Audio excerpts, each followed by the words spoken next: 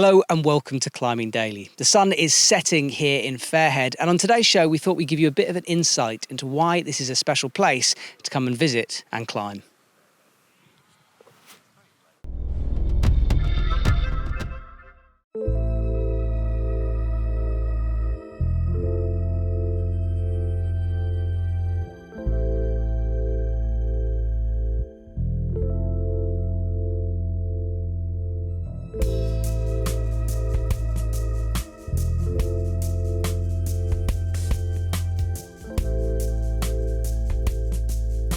Paul, you are the president of Mountaineering Ireland, so a pretty special position to be in, and a man to tell me a bit about this crag.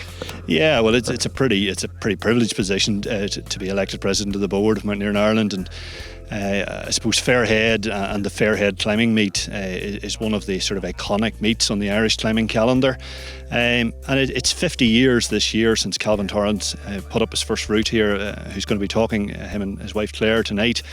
And to think that 50 years later they're still cleaning and climbing new routes on Fairhead is really impressive.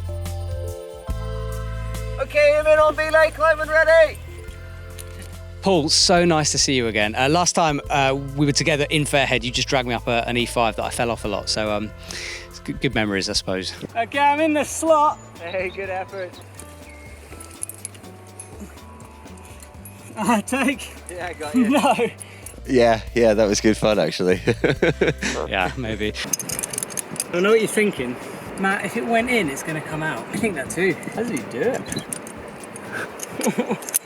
it? So Paul, tell me a bit about this cliff itself, sort of like length and height of it.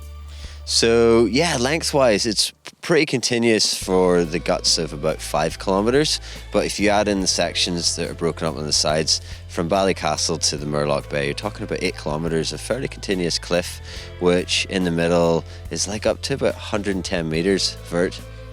I presume most of the year you don't have a huge amount of people here. Do you see an influx of climbers for the Fairhead meet? Well, yeah, for one weekend a year, you see a few hundred people at Fairhead keeping routes clean, chalking stuff up.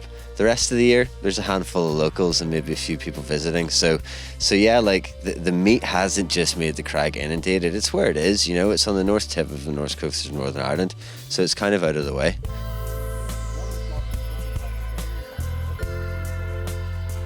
Oh. Eamon, stop there. Good job. Class. Oh, I'm gonna be sick. You got a good sweat on. So we've come down from the top of the cliff to come and meet Calvin, who one of the first people to develop and really climb on this crag. Calvin, how long have you been climbing here for? Just on 50 years. Do you remember the first time that you saw Fairhead? What was that like? Well, it was gobsmacking. It was out of our... We were used to climbing on mountain crags. Most people were climbing at about VS and big boots, a couple of slings, and it was obvious that Fairhead was in another realm. Do you have any idea of how many routes you've actually put up here? Have you got a count of it? Not really, no, I haven't. I suppose 100 and something, 200, I'm not sure. Yeah, quite a few. It's safe to say you know this crag pretty well then. Pretty well. It was very much at the forefront of Irish climbing in the change of ethics and the change of styles of climbing. And the logbooks that you have here as well, were these your logbooks? Yeah, they're the Dalriada Club logbooks.